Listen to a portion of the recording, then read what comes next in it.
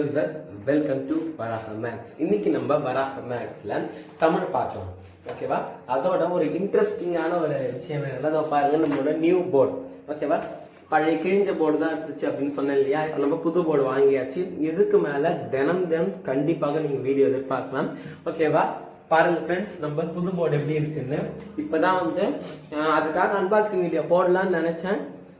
சில பல காரணத்துக்காக வேணாம், நம்மளே ஃபிக்ஸ் பண்ணி மாட்டிக்கலாம் அப்படின்றதுக்காக விட்டுட்டேன். ஓகேவா? பழைய போர்டு எதிர்க்க தான் இருக்கு, இது புது போர்டு. ஓகேங்களா? இதுக்கு மேல நம்ம கண்டிப்பா புது போர்டை ட்ரை பண்ணிக்கலாம், யூஸ் பண்ணிக்கலாம். கண்டிப்பா இதுக்கு மேல நம்ம வராக மேக்ஸ் சேனல்ல புது போர்டு தான் இருக்கும். ஓகேவா ஃப்ரெண்ட்ஸ், இன்னைக்கு நம்ம என்ன பார்க்க போறோம் அப்படின்னா, ஆறாம் திணை இருக்குது இல்லைங்களா? இந்த ஆறாம் திணைய ஃபர்ஸ்ட் பார்ட் ஏற்கனவே பார்த்துட்டோம். இப்ப செகண்ட் பார்ட் பார்க்க போறோம். ஓகேவா? கொஞ்சம் முன்னாடி உடம்பு சரியில்லாத காரணத்தினால ஒரு பார்ட்டோட முடிச்சிருப்பேன். ஆனா இப்ப ரெண்டாவது பார்ட்டும் பார்க்க போறோம். ஓகேவா? வாங்க பார்க்கலாம். இப்பதான் எழுத போறோம். ஓகே, தென்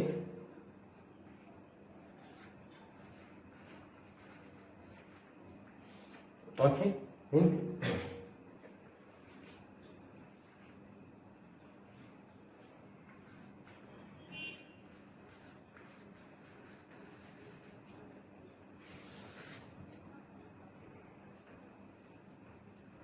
பாகம் 2. இந்த பாகம் 2 அப்படின்றத மென்ஷன் பண்ணியிருக்கேன் இல்லையா? அது நம்ம சேனல்ல நம்ம பாகம் 2 பார்க்க போறோம். ஓகேவா? மற்றபடி எதுவும் இல்லை. இங்க பாகம் 2 அப்படின்னு கொடுத்தாச்சு. தென் பார்த்துட்டீங்க அப்படின்னா ஆறாம் திணை. இது யார் எழுதுனாங்க அப்படின்னா ஆ முத்துலிங்கம்.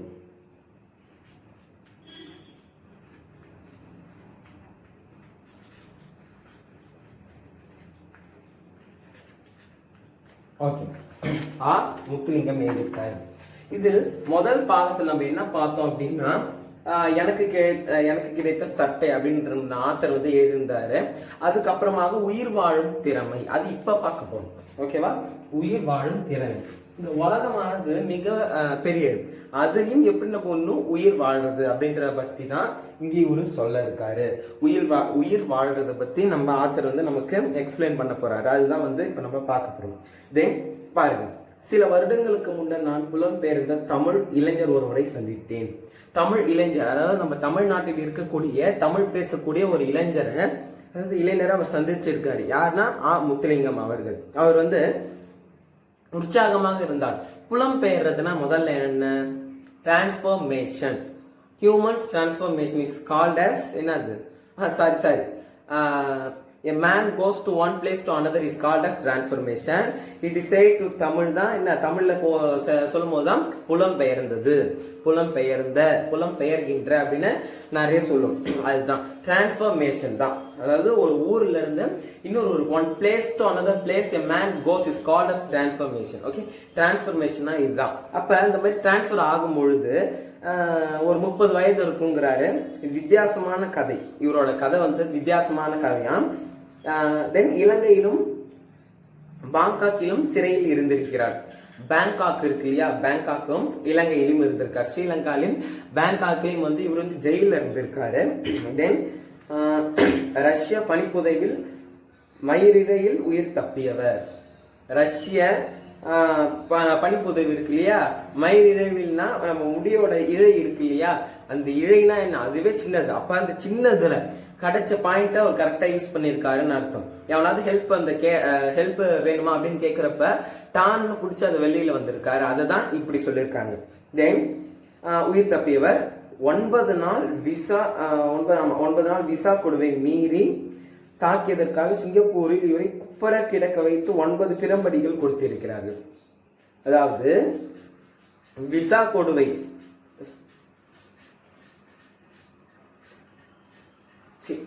இல்ல அது 9 இது கேடு. ஆமா அதுதான் கூட. ஓகே, விசா கேடுல விசாக்காக ஒரு கேடு கொடுத்துருப்பாங்க.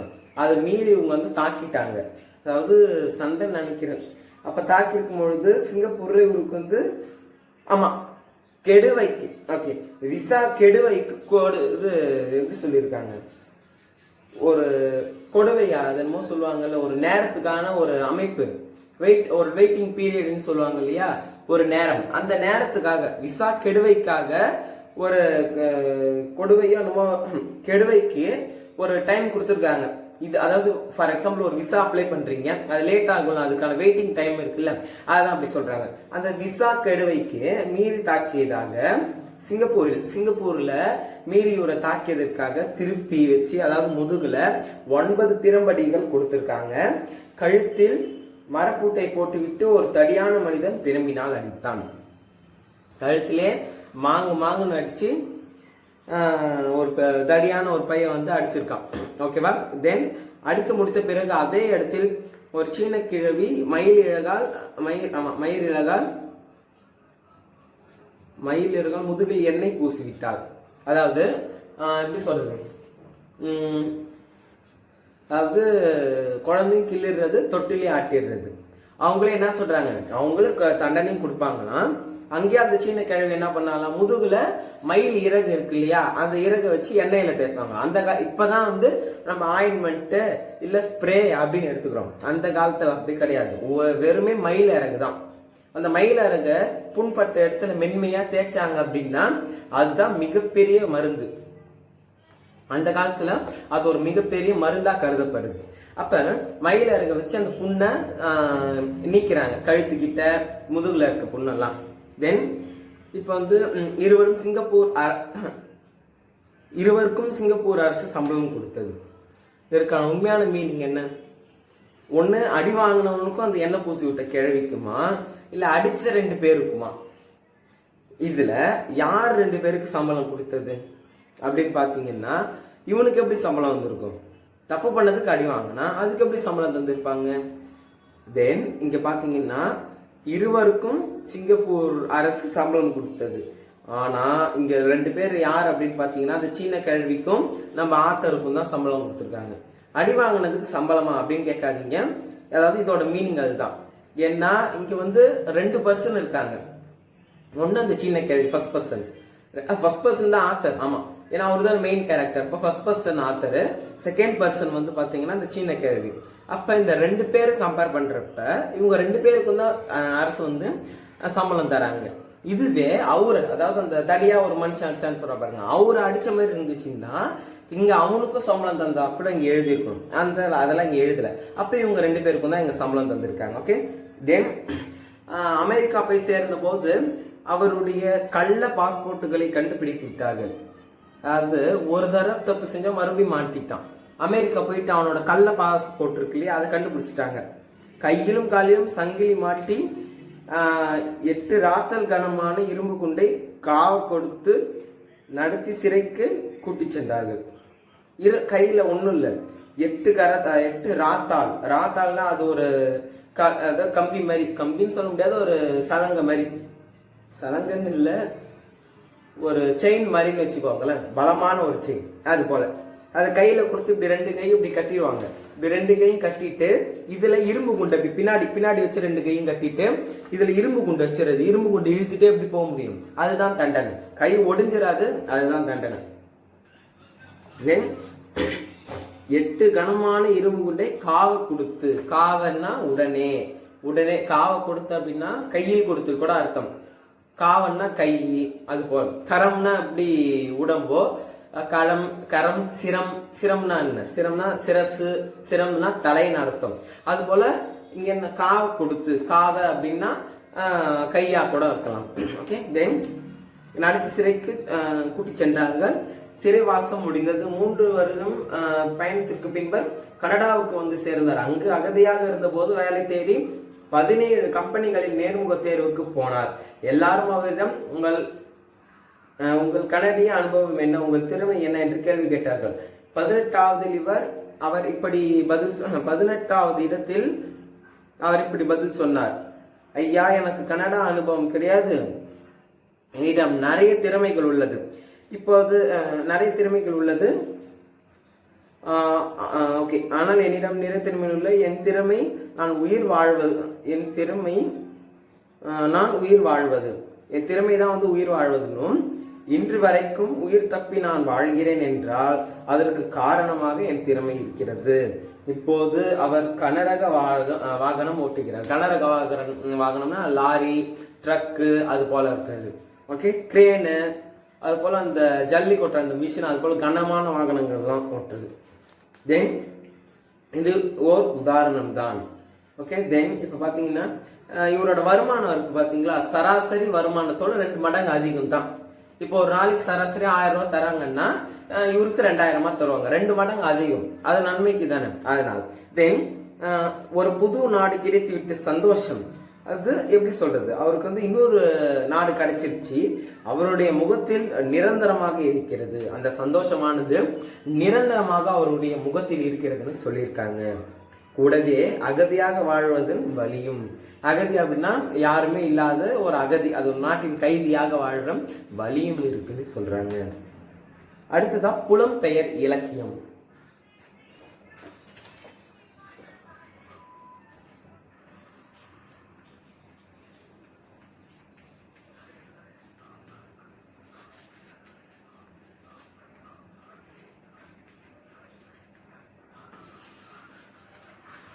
புலம்பெயர் இலக்கியம். புலம்பெயர் இலக்கியம் அந்த காலத்துல புலம்பெயர்றது அப்படிங்கிறது ஒரு சாதாரணமான நிகழ்வு. ஓகேவா, சாதாரணமான நிகழ்வு தான், இருந்தாலும் அதுக்கு போறதுக்கு ரொம்ப கஷ்டம். இந்த காலம் மாதிரி ஒரு கார் அடிச்சா ஒரு டாக்ஸி வராது, பஸ் இல்லை, ஒரு ஆட்டோ கூட கிடையாது, சைக்கிள் இல்லை, எதுவுமே இல்லை. அதாவது வெறும் வண்டி புல்லாக்காட். புல்லாக்காட் மீன்ஸ் மாட்டு வண்டி. அது மட்டும்தான் அவங்கள பொறுத்த வரைக்கும் ட்ரெயின் பஸ் எல்லாமே. அது டைமுக்கு இல்லை, நம்ம எப்போ சொல்றோமோ அது கிளம்பிடும். அது போல அந்த காலத்துல நான் பொல்யூஷனா இருந்துச்சு. ஆனா இப்ப அப்படி இல்லை. கண்ணை மூடி காலைல ஏஞ்சி போய் வாசல்ல திறந்தா கார் ஓடுது, பஸ் ஓடுது, பைக் இருக்கு, ஒவ்வொரு வீட்டுக்கும் பைக் இருக்கு, இல்லை டிவிஎஸ் ஆகுது இருக்கு. எங்க வீட்டுல இல்லை, மற்ற வீட்டுல இருக்குன்னு சொல்றேன். அது போல கார், அது போல லாரி, அது போல ட்ரக்கு, கிரேன், அது போல ஏறிக்கிட்டே இருக்கு. ஹெலிகாப்டர், அதுக்கப்புறம் ராக்கெட்னு நம்ம நாடு வளர்ந்துக்கிட்டே இருக்கு. இதெல்லாம் எதுக்கு, அதாவது இதெல்லாம் வந்து எதோட அடிப்படை அப்படின்னு பார்த்தீங்கன்னா புலம்பெயர்றதோட அடிப்படை. ஒரு ராக்கெட் இருக்கு அப்படின்னா ராக்கெட்ல மற்ற ஊர் போக முடியுமா அப்படின்னா ஸ்பேஸுக்கு போயிட்டு வரலாம். ஒரு ஏரோப்ளேன் பார்த்தீங்கன்னா நாடு டு நாடு, கண்டம் டு நண்டம், கண்டம் டு கண்டம் இருக்கு இல்லையா, கண்டம் முதல் கண்டம் வரை.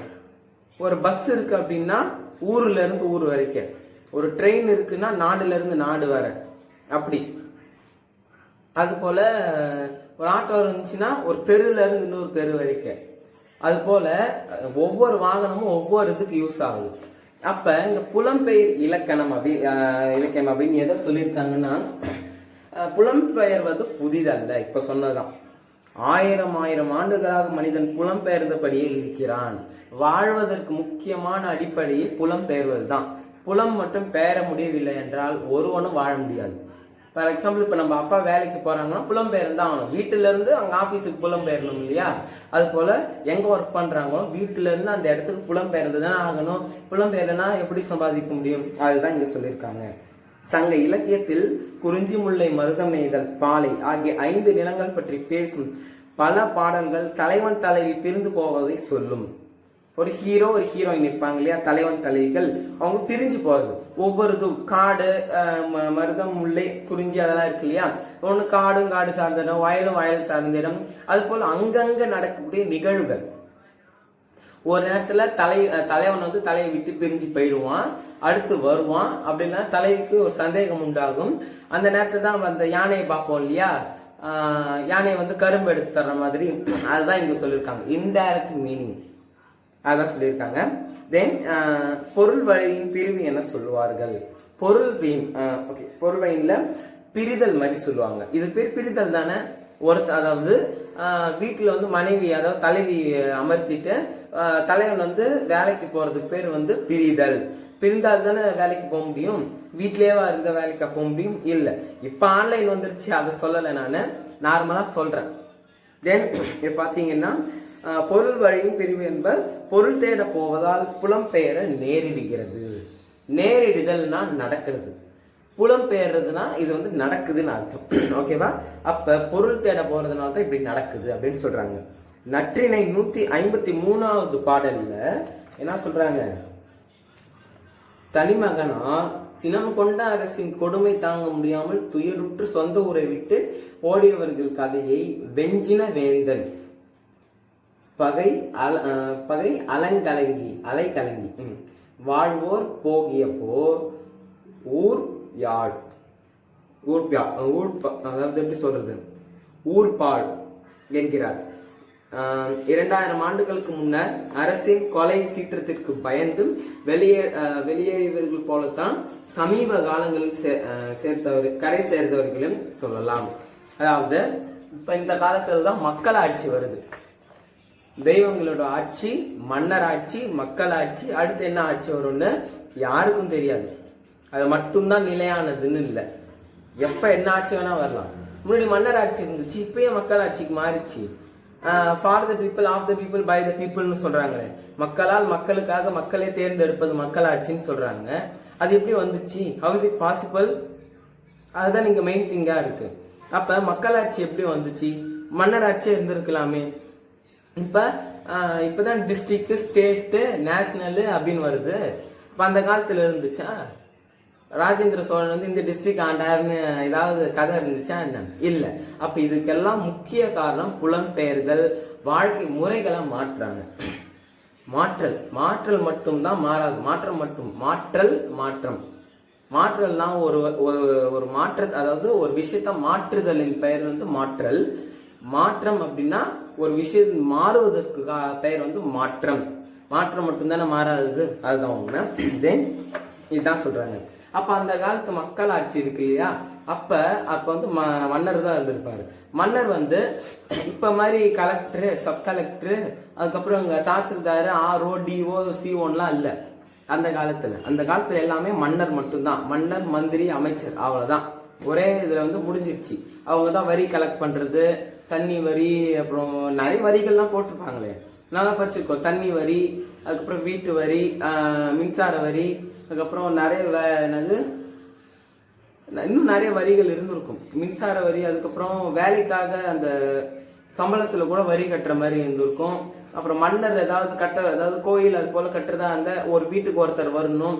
அதுக்கு தானே அந்த முன்னாடி ஏதோ ஒரு கதையில படிச்சிருப்போம் 7வதுல. சிவனுக்கு அது ஒரு கேள்விக்காக மண் சுமந்த சிவன் வந்து ஒரு கேள்விக்காக மண் சுமந்திருப்பாரு. அதெல்லாம் படிச்சிருக்கோம் இல்லையா? அதுதான். அப்ப அந்த காலத்துல மன்னர்கள் அதிகமா கஷ்டத்தை கொடுப்பாங்க. சில பேர் எப்படி ஆண்டாலும், சில பேர் வந்து நம்ம இது படிச்சிருப்போம். தைமூர் அப்படின்னு ஒரு மன்னர், 7வதுல படிச்சதுதான் சோசியல்ல.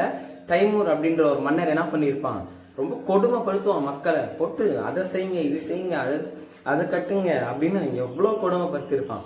அது போல இந்த மன்னர் என்ன பண்ணியிருக்காருன்னா கொடுமைப்படுத்திருக்காரு. போட்டு அந்த வரி இந்த வரின்னு மொத்தம் வாங்குற காசு மொத்தமும் வரியே கட்டிட்டு வீட்டை உட்காந்து இருக்க மாதிரி வழி பண்ணிட்டாரு. அதுக்குதான் மக்கள் இங்க இருந்து தப்பிச்சு வெளியூருக்கு போயிருக்காங்க. இவ்வளோ டீட்டெயிலா சொல்றதுன்னா அதுக்கு இதுதான் காரணம். ஓகேவா? தென் கன்னடாவிற்கும் தமிழ் இலக்கியத்திற்கும் ஏதோ ஒரு தொடர்பு உண்டு. கன்னடா இருக்கு இல்லையா, அதுக்கும் நம்மளுடைய தமிழ் இலக்கியத்திற்கும் ஏதோ ஒரு தொடர்பு இருக்கான். திருக்குறளையும் திருவாசகத்தையும் ஆங்கிலத்தில் மொழிபெயர்த்த ஜியோ பாதிரியார் கனடாவில் பிறந்தார். என்ன சொல்றாரு பாத்தீங்களா? அதாவது என்ன, திருக்குறளையும் திருவாசகத்தையும் Tamil to English translator is called as G U. எதுக்காக, எதை டிரான்ஸ்லேட் பண்ணாரு? திருக்குறளையும் திருவாசகத்தையும். அப்ப கனடால இங்கிலீஷ் பேசுவாங்க, நம்ம தமிழ். அப்ப இங்கேயும் அங்கேயும் மேட்ச் ஆகுதுன்றத ஜியோ மூலயமா, அதாவது இது இந்த புள்ளிதான் தமிழ்நாடு அப்படின்னா இந்த புள்ளி தான் கனடா. ஓகேவா? இங்க என்ன சொல்றாங்கன்னா இது ரெண்டுத்தையும் இணைக்கிற விதமா இந்த கைத்துக்கு பேர் ஜியு போக்குங்கிறாங்க. இப்ப புரியுதா? இது தமிழ்நாடு, தமிழ் பேசக்கூடியது, இது தமிழ் மொழி தான். இங்க கன்னடா வந்து ஆங்கிலம் பேசக்கூடியது, ஆங்கில மொழி. அப்ப இந்த தமிழ் மொழி இந்த ஆங்கில மொழியும் இணைக்கிறக்கூடிய ஒரு கயிற்றா, ஒரு பாலமா, ஒரு அணையாக யார் இருக்காரு அப்படின்னு பாத்தீங்கன்னா ஜியு போப் பாதிரியார் அவர்கள் இருக்கின்றார்.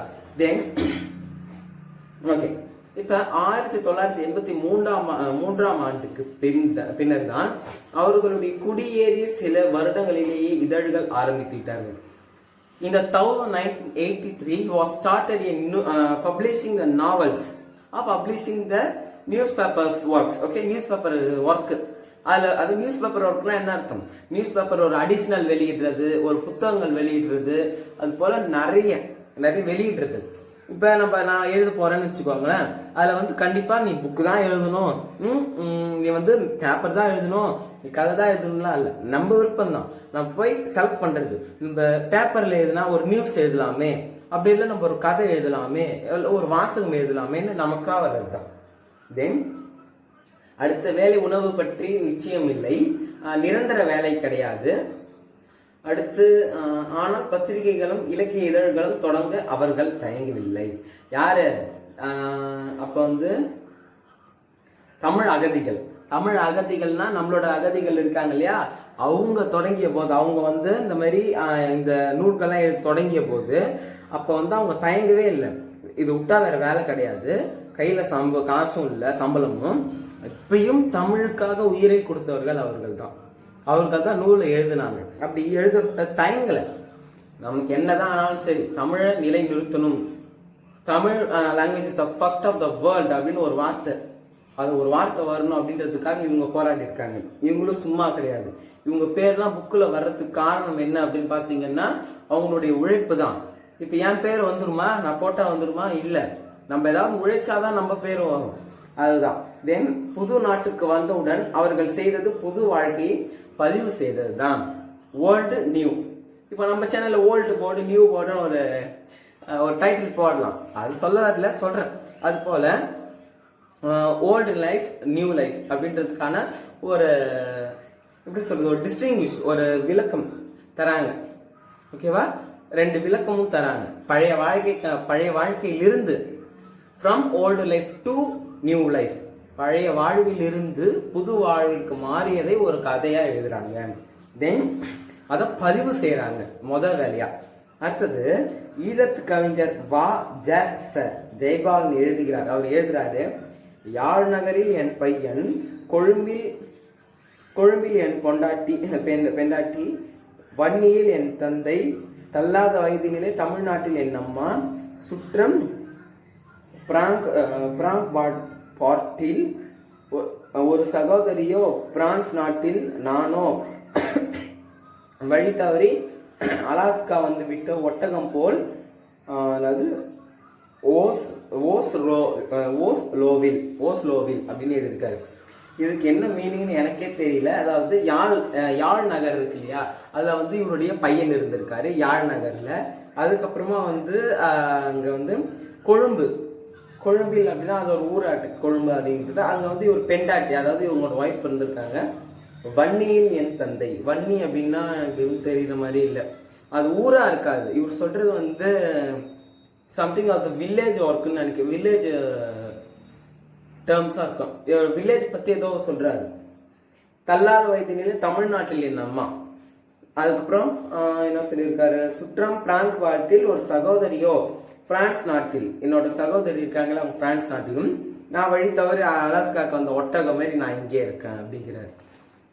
அலாஸ்கா அப்படின்னு பார்த்தீங்கன்னா நம்ம அலாஸ்கால பனிப்பிரதேசத்தில் ஒட்டகம் இருக்கும் இல்லையா, அதுதான் இவர் வந்து அந்த மீனிங்கை சொல்றாரு. கவிதைகள் எழுத முடியாதவர்கள் அதை சேர்த்து வைத்த நூல்களை சுமந்து கொண்டு வர மறக்கவில்லை. ஓகேவா? கவிதைகளை எழுதுறவங்க, இப்போ நான் ஒரு கவிதை எழுதுறேன்னா அதை மறந்த முடியுமா? மறந்துடவே முடியாது. அப்போ அதை கையிலே தூக்கிட்டு திரிவோம். ஏன்? இவங்கள்ட்ட காமிக்க இல்லை, நம்ம ஒரு நிலையாக நிறுத்துறதுக்கு. It was the first poetry, என்னோட போயட்ரி தான், அதாவது என்னோட கவிதை தான் போயட்ரி, கவிதை, என்னோட கவிதை தான் வந்து முதல்ல இருக்கணும் அப்படின்னு நிலைநிறுத்துவதற்காக நம்ம போவோம். தென் அதான் 10 வருட காலமாக தூக்கி கொண்டு நாடாக அலைந்ததாக சொன்னார். இதற்கெல்லாம் காரணம் இருந்தது. 1981ஆம் ஆண்டு மே 31ஆம் தேதி தமிழர் எவர் ஒருவராலும் மறக்க இயலாது. ஒரு இனத்தை அழிப்பதற்கு அவர்கள் நூலை எரித்தால் போதும், அவர்கள் அறிவு மேலும் வளர்வதற்கு முடியாமல் நின்றுவிடும். யார் சொல்லியிருக்காரு? ஃபாரன்ஹீட் 451 அப்படின்ற பக்கமும் இல்ல அப்படின்ற ஒரு இதுல சொல்லியிருக்காங்க. ஃபாரன்ஹீட்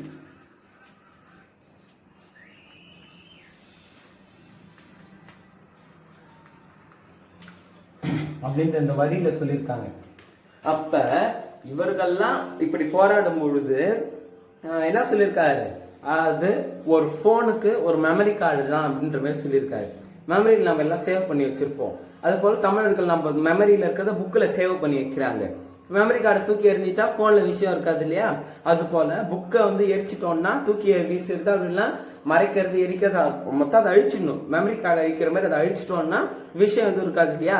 அதுதான் சொல்றாங்க. ஃபார் எக்ஸாம்பிள் கம்பேர் பண்ணி பார்க்கறது தான். போன் கூட மனிதனோட மூளையை கம்பேர் பண்ணி பார்க்கறது, அவ்வளவுதான். ஓகே, தென் என்ன சொல்றாங்க, மனிதனை புக்கை எரிச்சிட்டான், மனிதன்கிட்ட இருக்க அந்த புக்கை எரிச்சிட்டோம்னா அவன் வந்து அவனோட அறிவை வளர்த்துக்க முடியாது. இப்ப நம்ம இந்த புக்கை படிக்கிறோமோ இல்லையோ, இது இருக்குன்னா தினம் தினம் 1% நம்மளோட அறிவு வளரும்.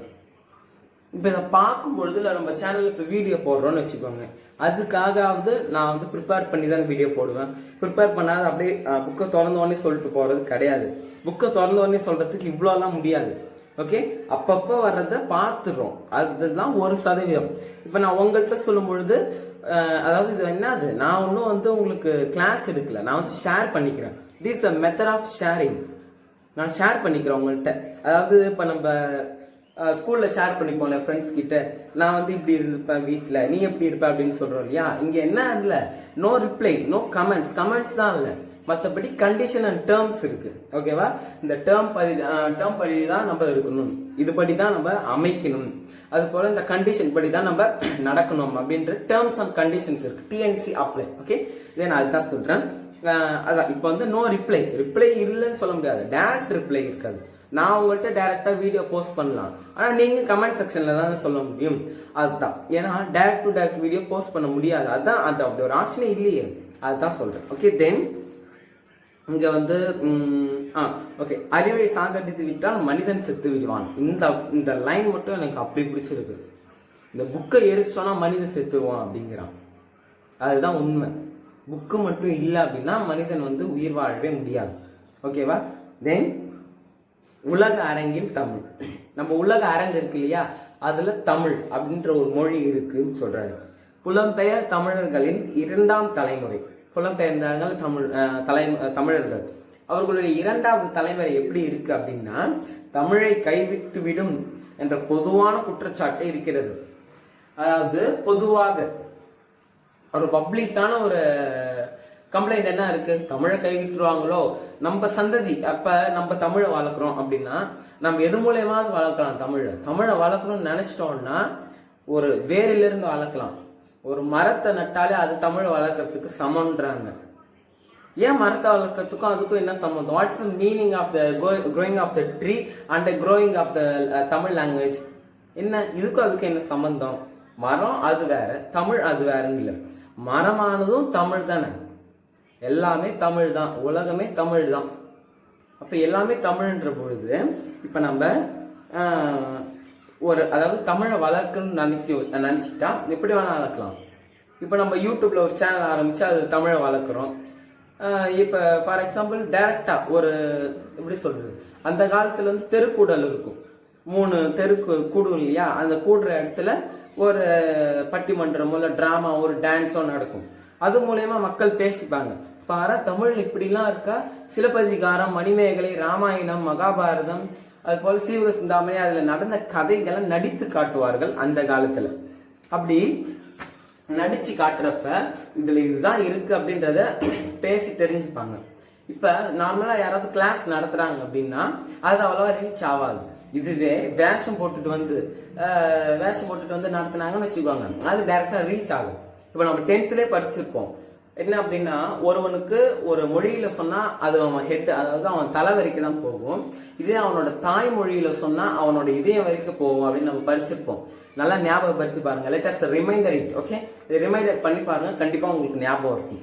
அப்ப அவனுக்கு வந்து இப்ப நம்ம தமிழர்களை பொறுத்த வரைக்கும் நார்மலா சொன்னா புரிஞ்சுக்கிறவங்களும் இருக்காங்க, இப்படி புரியாதவங்க கதை மூலமாக சொன்னால் இன்னும் தெளிவுபடுறவங்களும் இருக்காங்க. ஓகேவா? அதுதான் சொல்றேன், வேற ஒண்ணு. இதுல வந்து புலம்பெயர் நாடுகளின் தமிழை கற்க முனையும் மாணவர்களின் எண்ணிக்கையும் அதிகரித்து வருகிறது. இப்ப நமக்கு தமிழை கத்துக்கிறதுல ஒரு நல்ல ஒரு இன்ட்ரெஸ்ட் இருக்கும். அது போல வெளிநாட்டவர் வந்து தமிழை கத்துக்க இன்ட்ரெஸ்ட் படுவாங்க. அந்த மொழியில என்ன இருக்கு அப்படின்றது. ஓகே, வாட்ஸ் இன் த தமிழ் லாங்குவேஜ்ல என்ன இருக்கு அப்படி கத்துக்கலாம் அப்படின்னுவாங்க. அதெல்லாம் அதாவது அவங்களுக்கான ஆர்வம் வந்து அதிகரிக்குதுன்னு சொல்றாங்க. ஓகே, இவர்களின் சிலராவது உயர்ந்த இலக்கியங்கள் தமிழை உலக அரங்கில் முன்னிறுத்துவார்கள். அதாவது உயர்ந்த இலக்கியம்னாலே அது உயர்ந்ததுதான். அதிலும் உயர்ந்ததிலும் உயர்ந்த இலக்கியங்கள் எதுன்னா சீவக சிந்தாமணி, சிலப்பதிகாரம், மணிமேகலை, குண்டலகேசி வளையாபதி இருக்கு இல்லையா, அது போல 1810, குர்நானூறு, புறநானூறு, அகரானூறு போல இருக்கிற அந்த பெரிய பெரிய நூல்கள் இருக்கு இல்லையா, காவியங்கள், காப்பியங்கள், கதைகள், அது போல நிறைய இருக்கு இல்லையா, அதெல்லாமே தான் வந்து இங்க எப்படி சொல்றது, ஒரு உண்மையான ஒரு நிலையை சொல்றாங்க. இங்க ஒரு உயர்ந்த இலக்கியங்கள் அங்க கருதப்படுது. இப்ப நார்மலா இதுல சிறு கதைகள் இருக்கு இல்லையா, அது ஒரு சின்ன கதை, it's a story of small story, அவ்வளவுதான். ஆனா இது வந்து பெரிய ஒரு காப்பியம், it's a big story. Okay, இது வந்து ஒரு காப்பியம்னு சொல்றாங்க. தென் அடுத்தா பாத்தீங்கன்னா தமிழை 8 கோடி பேர் உலகம் முழுவதும் இருக்கிறார்கள் தமிழர்கள். அப்ப தமிழர்கள் உலகம் முழுவதும் 8 கோடி பேர் இருக்காங்க. இதை கண்டிப்பா போர்டில் எழுதிதான் ஆகணும். ஏன்னா இது நம்ம தமிழர்களை பற்றிய ஒரு செய்தி. அதனால இங்க பாருங்க,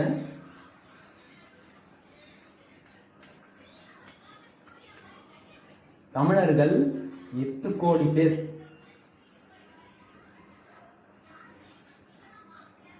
தமிழர்கள் மொத்தம் 8 கோடி பேர் இருக்காங்க. ஓகேவா? தென் இப்ப வந்து ஓகே, இது இருக்குதோ ஒரு கலர் சாக் பீஸ்ல நான் வந்து அண்டர்லைன் பண்ணியிருக்கேன். ஏன்னா இந்த தமிழர்கள் 8 கோடி இருக்கு இல்லையா, இந்த 8 கோடியில ஒருத்தர் நான், ஒருத்தர் நீங்க. இதுல இப்ப இந்த லைன்ல வந்து என்னோட பேர் இருக்கும், உங்களோட பேர் இருக்கும். அதனால இதை கண்டிப்பா அது எழுதியே ஆகணும். இது என்னோடன்னு இல்லை, இது எந்த யூடியூபரா இருந்தாலும் அது கண்டிப்பா எழுதிதான் ஆகணும். இது அவங்களோட கடமை. தமிழர்கள் 8 கோடி பேர் அப்படின்னா அந்த சென்சஸ் கணக்குல நீங்களும் இருப்பீங்க, நானும் இருப்பேன். அப்ப அது கண்டிப்பா எழுதிதான் ஆகணும். தென் ஓகே, உலகம் முழுவதும் இருக்கிறார்கள் தமிழர்கள் 8 கோடி பேர். நியூசிலாந்திலிருந்து அலாஸ்கா வரை பறந்து போய் புலம்பெயர் தமிழர்கள் 10 லட்சம் பேர். ஓகேவா? அங்க 10 லட்சம் பேர் வந்து புலம்பெயர்ந்த தமிழர்கள். ஓகே, தென் கனடாவில் மட்டும் 3 லட்சம் தமிழர்கள், மொத்தம் 3 லட்சம் தமிழர்கள் கனடாவில் இருக்காங்க. ஒரு காலத்தில் பிரிட்டானிய அரசு சூரியன் மறையாத அரசு என்று அழைத்தார்கள். இப்போதோ சூரியன் மறையாத தமிழ் புலம் என்று சொல்கிறார்கள். சூரியன் மறையாத, எப்படி? சூரியன் மறையாத தமிழர்கள், சூரியன் மறையாத அரசு, சூரியன் மறையாத அரசு. சூரியன் எப்படி மறையாது? அங்கதான் ட்விஸ்ட் வைக்கிறாங்க. அந்த காலத்து பிரிட்டிஷ் அரசு ஆண்டான். அப்ப அவனை சூரியன் மறையாத தமிழர்கள் அரசுன்னா சூரியன் மறையாத இருக்குமா? மறைஞ்சுதான் ஆகணும். சூரியன் மறைஞ்சாதான் சந்திரன் வரும். சந்திரன் வருவதற்காக சூரியன் மறைந்து தானே ஆகணும். அது போலதான் தமிழர்கள் என்ன சொன்னாங்க, பிரிட்டிஷ்கார ஆட்சி கண்டிப்பா கீழே வரும், நம்ம தமிழர்கள் மேல வரும் அப்படின்ற ஒரு நம்பிக்கையை கொடுக்கும் விதமா இந்த வாக்கியம் அமைந்துள்ளது. இப்போதோ சூரியன் மறையாத தமிழ் புலம். ஓகே, சூரியன் மறையாத தமிழ் புலம். தமிழர்கள் இங்க இருந்து அங்க வெளிநாட்டிற்கு போகிறாங்க இல்லையா, அதுவும் எப்ப, எது வரைக்கும்? சூரியன் மறையிற வரைக்கும் தான். அது எப்ப? நம்ம இந்திய நாடு வந்து வல்லரசு ஆக வரைக்கும், இந்திய நாடு வளர்ற வரைக்கும். அதுக்கப்புறம் எவனும் வெளிநாட்டுக்கு போகவே மாட்டான். அதுதான் இங்க சொல்லியிருக்காங்க. 2012ஆம் ஆண்டு தொடங்கி வரும் எல்லா வருடங்களிலும் ஜனவரி 14ஆம் நாள் தமிழர் பாரம்பரிய நாள். ஜனவரி 14ஆம் நாள் இருக்கு இல்லையா, அது வந்து பாரம்பரிய நாள்னு சொல்றாங்க. தமிழருடைய பாரம்பரியம் என்ன? ஒரு நார்மலா தமிழருடைய பாரம்பரியம் சட்டையும் வேஷ்டியும் போடுறது தான். இப்ப இந்த ஜீன்ஸ் டிஷர்ட்டால இருக்கு கதை. சட்டையும் வேஷ்டியும் போடுறது தான், வேஷ்டியும் கட்டுறது தான் வந்து தமிழர்களுடைய பண்பாடு. ஆனா இப்ப வேற மாதிரி இருக்கு, அதான் சொல்றாங்க. ஓகே, அத்துடன் உலகத்தின் 2வது பெரிய சேதமான கனடாவில் முதல் முறையாக ஒரு புதிய சாலைக்கு வன்னி வீதி அப்படின்னு கனடாவில் ஒரு பேர் வச்சிருக்காங்க ஒரு வீதிக்கு. இப்ப அண்ணா நகர் இல்லையா, அறிஞர் அண்ணாவின் பேர் காரணமாக அண்ணா நகர் இருக்கு. அது போல ஊவேசா நகர் இருக்கு. அது போல பெரியார் நகர் இருக்கு. அது போல நிறைய நகர்கள் இருக்கு, வீதிகள் இருக்கு. தென் பெயர் சூட்டப்பட்டிருக்கிறது, சூட்டப்பட்டாச்சு. இது சரித்திர முக்கியத்துவம் வாய்ந்த நிகழ்வு. வன்னி வீதி தமிழர்களுக்கு சொந்தமான வீதி. இந்த வீதியை ஒன்றும் லகுவாகனா என்ன, லேசா சிதைக்க முடியாது. சும்மா அப்படி இடிடான்னா இடிச்சிட முடியாது. என்ன இருக்கிறவன் எல்லாம் தமிழன், ஒன்றும் பண்ண முடியாதுன்னு சொல்றாங்க. என்றென்றைக்குமான கனடாவில் ஈழத்தமிழரின் புலம்பெயர் வரலாற்றை நினைவுபடுத்தியபடி இந்த வீதி நிற்கும். ஓகே, பனியும் பனி சார்ந்த நிலமும், இதுதான் அலாஸ்கா. ஓகே, அலாஸ்கா தான் பனியும் பனி சார்ந்த நிலம். நான் முன்னாடியே சொன்னேன், இந்த பக்கத்தை திருப்பவே இல்லை, நான் முன்னாடியே சொன்னேன். சரி, வந்துருச்சு பாருங்க. சங்க இலக்கியத்தின் 8 தொகையில் ஒன்று ஐங்குறுநூறு. ஐவகை நிலத்திற்கும், அதாவது ஐங்குறுநூறுனா என்ன, 5 நிலத்திற்குமான 100 குறுகிய பாடல். ஐங்குறுநூறு, 5 அப்ப 5 குறுகிய 100 பாடல்கள். 5 குறுகிய 100னா என்ன, 5 × 100 = 500. அப்ப இது 5, இது சின்ன 100, ஐங்குறுநூறு என்ன, 5×100னா 500 மொத்தம். அப்ப 500 பாடல்கள். குறுக்கு, இப்ப குறுக்கு ரோடுன்னு வச்சுக்குவாங்க, அது சிம்பிள் இந்த இன்ட்டு தானே போடுவாங்க. அப்ப இப்படி ஞாபகம் வச்சுக்குவாங்க, 5 ஐங்குறுநூறு. இப்ப 5 குறுமையான 100 பாடல்கள், 500 பாடல்கள் பற்றி பாடுவதுதான். அதான் அந்த என்னென்ன 5 பாடல்கள், குறிஞ்சிக்கு 100, முல்லைக்கு 100, மருதம், நெய்தல், பாலைக்கு 100 பாடுறதுதான்.